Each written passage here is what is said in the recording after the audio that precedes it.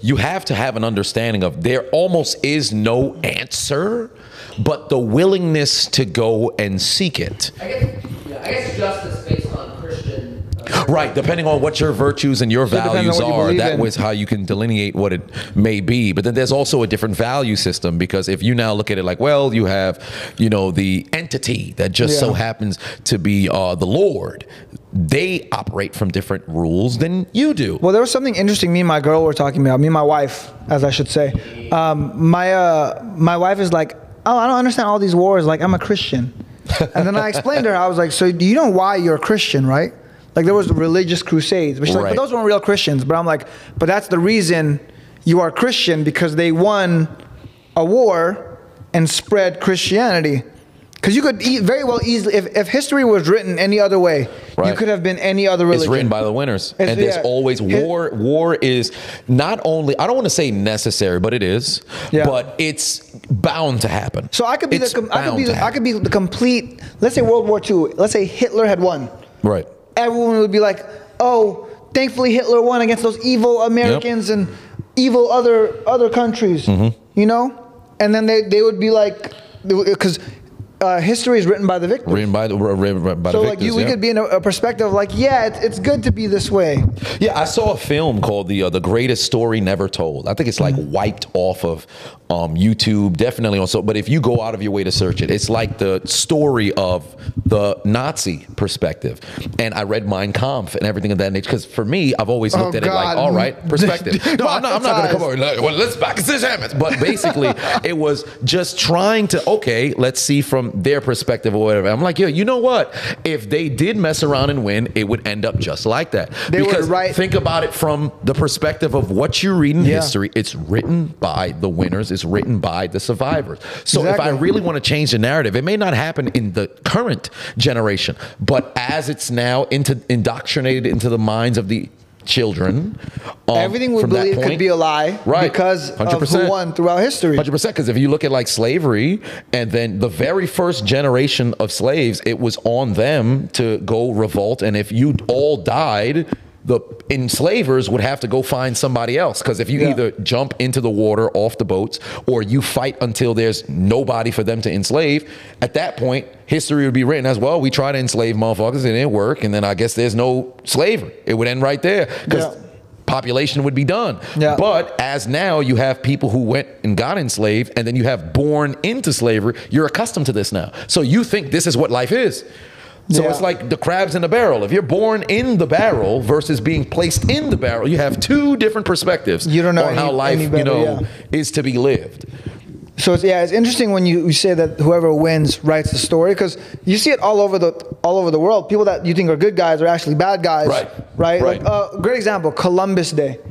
Now people are woke and they're like, he's a conqueror, and they don't celebrate Columbus Day anymore. But like, they make Columbus Day a day, because it's like, we discovered America, even though it was technically already discovered. But and he didn't necessarily actually discover it. But think about how many years upon years, from what was it, 1492, he sailed the ocean blue, up until when did they stop Columbus Day? In this millennium. So that's what, maybe about 500 years. Well, until the 19th. So about 500 plus years of, well, we're celebrating Columbus because he was able to go and discover. It took how many generations to finally say, yo, wait a minute. So you can get away with the propaganda for hell of a long time. So the same thing with my girl. My girl was like, yo, I'm Christian. I don't like these countries that go to war. I'm like, Christianity went to war. They were the biggest war. They killed the most people. But she was like, but those weren't real Christians. And I'm like, oh, so what are real Christians then? Tell me. Because the only reason you're Christian is because something like that happened. And there's also a comfortability as well.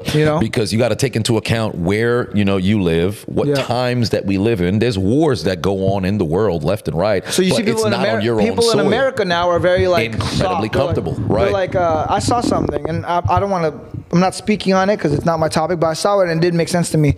It's like, if your biggest problem is what pronoun someone is calling you.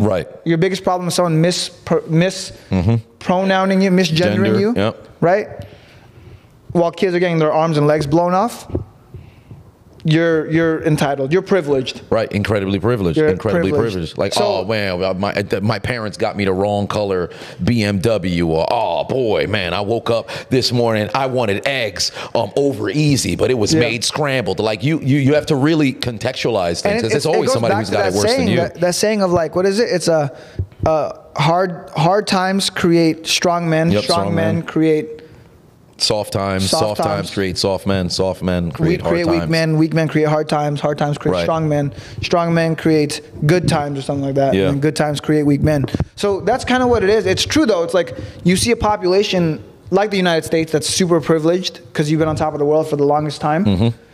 Everybody's soft now, and then meanwhile you have unfortunately you have kids that are getting their legs blown off and stuff.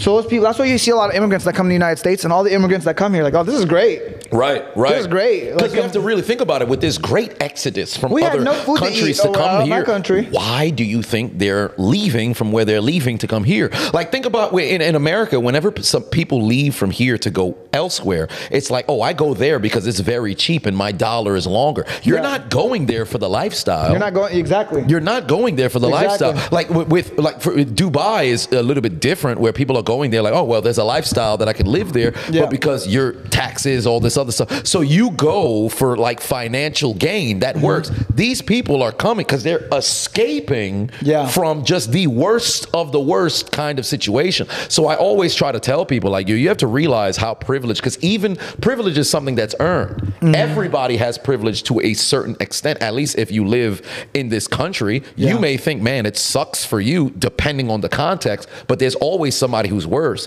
Now, I'm not saying live your life in a situation like, well, you know, I gotta just be super grateful for everything under the sun. You should live with gratitude, but you shouldn't be at a point where it's like, well, somebody's always got it worse, so I should never, you know, complain. There's times in which it's warranted. There's times in which it's warranted. I personally think that you should always be grateful no matter what your situation is, especially here. I think there's a difference between gratitude and entitlement. Yeah. I think a lot of people assume that like it's easy for you to be grateful because you're rich. No, it's easy for me to be grateful because I have the opportunity. Right. You have the opportunity. The opportunity is what I'm grateful for. I'm not grateful for the fact that fucking I have what I have. I'm grateful that I had the opportunity to attain what I had. So every day I wake up grateful because of the opportunity that's there. I'm not grateful for what I have. Right. You know? So I think that's where the gratitude comes from. And I think a lot of people, they are not grateful for what they have, and instead they want something that they don't have. But if you're not grateful when you're broke, you're not going to be grateful when you have money.